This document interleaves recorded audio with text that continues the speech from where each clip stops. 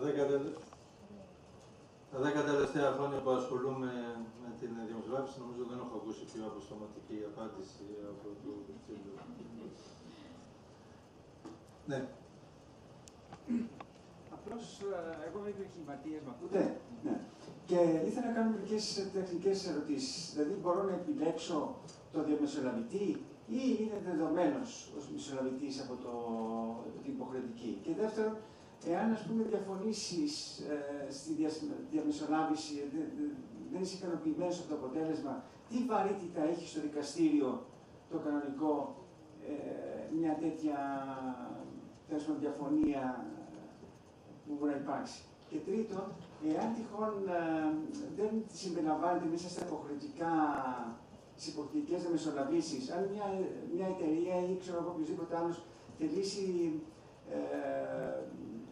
να ζητήσει την διαμεσολάβηση, με τι διαδικασία θα γίνει αυτή εδώ πέρα, ναι. Όταν δεν είναι υποχρεωτική για ορισμένες περιπτώσεις. Σήμερα το καθεστώς που υπάρχει διαμεσολάβηση, άρα για να ξεκινήσω από το τρίτο ερώτημά σας, μπορείτε να αποτανθείτε στο άλλο μέρος. Ο δικηγόρος σας, γιατί πάντα με τον δικηγόρο υποχρεωτικά πρέπει να πάρετε συμβουλές και να προσεγγίσετε το θεσμό, ο δικηγόρος σας θα κάνει ένα αίτημα στην άλλη πλευρά και θα τον καλέσει σε διαμεσολάβηση και αν είναι θετική η άλλη πλευρά θα ξεκινήσετε τη διαδικασία της διαμεσολάβησης. Αυτό στη μη υποχρεωτική, αν έρθει υποχρεωτική θα δούμε το πλαίσιο στο οποίο λειτουργεί για να έχουμε και μια ολοκληρωμένη απάντηση. Όσον αφορά την διαδικασία της διαμεσολάβησης, να γνωρίζετε ότι είναι απόλυτα εμπιστευτική, δεν κρατούνται πρακτικά και εκ του νόμου όλοι οι συμμετέχοντες στη διαμεσολάβηση δεν μπορούν να συμμετέχουν μετά υπό οποιαδήποτε μορφή ως μάρτυρες σε μια δικαστική διένεξη. Άρα στο δικαστήριο έρχεστε, επιτρέψτε την έκφραση παρθένος, κανένα στοιχείο της διαμεσολάβησης δεν μπορεί να τεθεί υπόψη του δικαστηρίου, καλύπτονται όλα από ρήτρα πιστικότητας και έτσι δεν υπάρχει αγωνία, δεν χρειάζεται να έχετε αγωνία αν αποτύχει η διαμεσολάβηση, πώς αυτό μπορεί να επηρεάσει την δικαστική διαμάχη. Και το πρώτο ερώτημά σας ήταν. Η επιλογή. Η επιλογή της διαμεσολάβησης είναι ελεύθερη. Ο κατάλογος είναι στο Υπουργείο Δικαιοσύνης, έχει αναρτηθεί στο site του Υπουργείου Δικαιοσύνης. Αυτή τη στιγμή είναι κάπου 1.800 διαμεσολαβητές, βεβαίως με διασπορά σε όλη την Ελλάδα. Και ή επιλέγετε ελεύθερα από τον πίνακα, ή μπορείτε να αποταθείτε σε κέντρα διαμεσολάβησης, όπως παραδείγματος χάρη εδώ στο κέντρο διαμεσολάβησης που κάνει μια θαυμάσια δουλειά. Και οφείλω να πω ότι είναι και το πρώτο κέντρο διαμεσολάβησης που ιδρύθηκε. Είχα το τιμή να το εγκαινιάσω με την προηγούμενη μου ιδιότητα. Και να αποταθείτε εδώ και να ζητήσετε από το κέντρο να σας ορίσει έναν διαμεσολαβητή, που πάλι όμως εσείς θα αποδεχτείτε. Έτσι. Άρα ο διαμεσολαβητής δεν έχετε υποχρεωτικά ένα συγκεκριμένο διαμεσολαβητή, πρέπει υπό οποιαδήποτε διαδικασία να τον επιλέξετε τα δύο μέρη. Να προσθέσω. Ναι. Να προσθέσω το εξής, ίσως δεν έχει καταλάβει ο κύριος και συγχωρέστε με γι' αυτό. Εάν επιτύχει η διαμεσολάβηση και φτάσει μέχρι το τέλος το πρακτικό που υπογράφουν τα δύο μέρη, δεν είναι απαραίτητο να συνεχίσετε να πάτε στο δικαστήριο. Επιλύεται εκεί η διαφορά. Τελειώνουμε, δεν πάμε. Άλλους? Ναι, και να μαζέψουμε άλλες δύο ερωτήσεις, γιατί έχουμε και τον φιλοξενούμενό μας και πρέπει να τον αποδεσμεύσουμε. Ναι. Κυρία Σαρίδη λέγομαι, δικηγόρος και διαμεσολαβήτρια. Ήθελα μόνο σε σχέση με αυτό που είπατε ότι η καλύτερη διαφήμιση είναι η υποχρεωτικότητα. Μπορώ να το σκεφτώ και ίσως να το δεχτώ.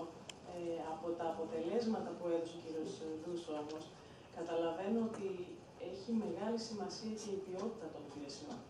Υπήρχε ένα 25% σε σχέση με το αποτέλεσμα της διαμεσολάβησης. Άρα και αυτό πρέπει να προσέξουμε, νομίζω, πολύ. Η διατήρηση της ποιότητας.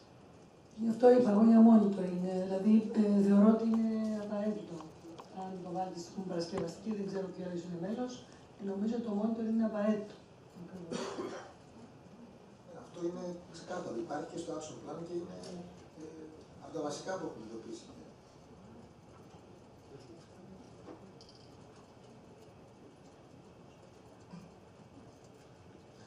Yeah, quality is very important for the percentage, for the second indicator of the success of mediations. And actually, when I was referring to the failure in Italy of mandatory mediation in labor disputes, I was saying because there was not a good mediators there, because it was a failure, because the mediator was just a court staff of the employee center that took like 30 seconds and for doing mediation. So it's very important. And actually, I have to tell you, the Italian model is not so good in quality of mediation, because the criteria of becoming a mediators were a little bit too low. So now we have 23,000 mediators accredited at the Ministry of Justice and 650 mediation centers. Too many. I think the bar should be a little bit higher. So now, actually, the Minister of Justice, we have a committee, actually, in the Ministry of Justice to refine our current law and make some adjustments. And one is the quality. Another thing, sorry if I take just 1 minute, that we discover on the field is about the first meetings. If in the first meetings there are only the lawyers appears, there is always they don't go ahead with full mediation. So actually the law allowed the parties to be represented only the lawyers. If the parties and the lawyers are present, 50%, more than 50% of the times they go ahead.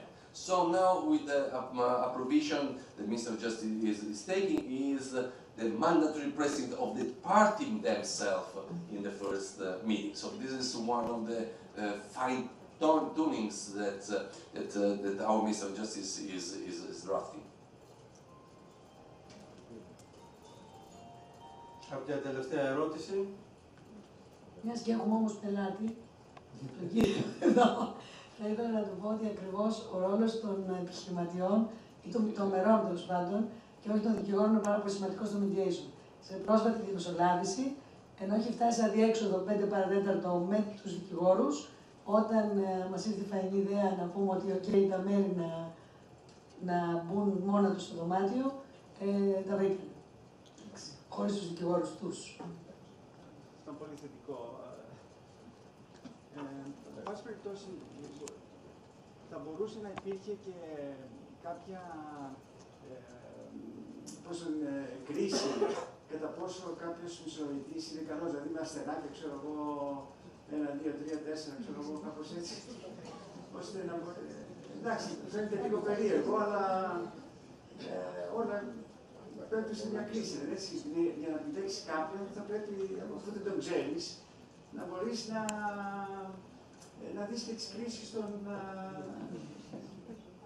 Γι' αυτό επιτρέψτε μου ότι είναι πάρα πολύ σημαντικός ο ρόλος των κέντρων.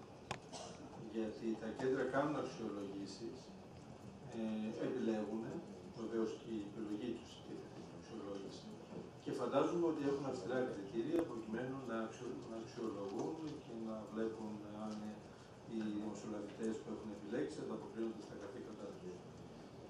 Προσωπικά, παρόλο ότι βεβαίως δεν το ζητάει ο νόμος, θα σας έλεγα αποταθείτε στα κέντρα. Ήδη αυτή τη στιγμή, ΕΒΕΑ, το Βιομηχανικό Επιμελητήριο Ελλάδας, που ήταν ο πρόεδρος του εδώ, η Δικηγορική Σύλλογη Αθήνα, Πειραιά, Θεσσαλονίκης και άλλα πάρα πολλά κέντρα. Έχει εξαγγείλει το Τεχνικό Επιμελητήριο Ελλάδας ότι θα κάνει κέντρο δημοσιολάβησης. Η ΓΕΣΕΒΕ έχει εξαγγείλει ότι θα κάνει κέντρο δημοσιολάβησης. Αυτή τη στιγμή η ίδρυση των κέντρων δημοσιολάβησης μπορεί να λειτουργήσει και να αξιολογεί ποιοτικά τους δημοσιογραφητές που προτείνει. Νομίζω ότι αυτό θα μας βοηθήσει πάρα πολύ στις ποιοτικές υπηρεσίες. Και μια τελευταία λοιπόν ερώτηση από εσάς.